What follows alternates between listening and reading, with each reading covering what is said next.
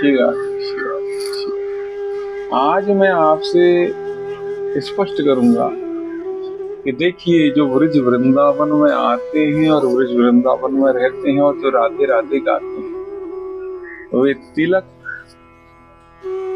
वेश, केश, किसी ग्रंथ, किसी पंथ आदि के बंधन से सदा सर्वदा मुक्त होते हैं।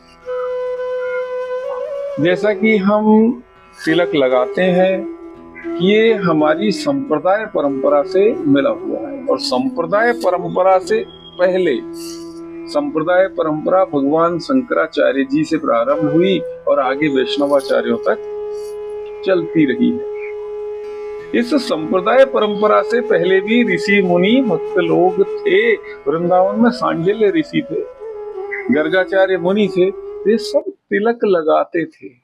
इनके तिलक संभव है ब्रजरज उड़ी मस्तक लगे, ब्रजरज में ही होते होंगे, या जो भी भाव ये रखते होंगे। तो तिलक हमारी सनातनी परंपरा है और बस ठाकुर जी के चरणों में अर्पित, वो हमारे ललाट पर सुशोभित हो जाए, यही तिलक है ब्रज के।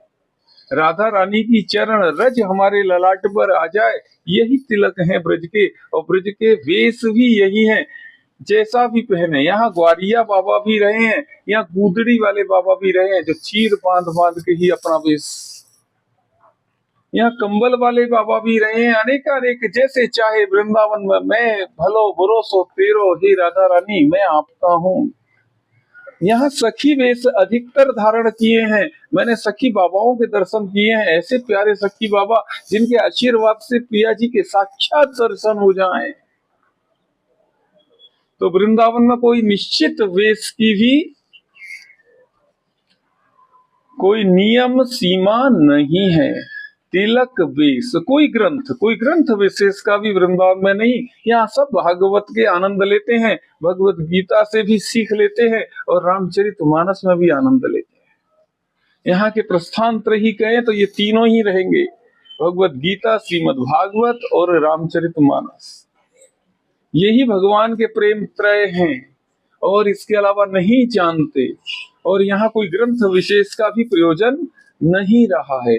पंथ, यहाँ कोई पंथ को भी नहीं मानते। यहाँ का एक ही पंथ है, एक ही पथ है, श्री राधा रानी जी की राह, कन्हैया जी की कुंज की राह, श्री जी की कुंज की राह, वृंदावन की परिक्रमा, गिरिराज की परिक्रमा, वर्षानी की परिक्रमा, यहाँ के यही पंथ हैं।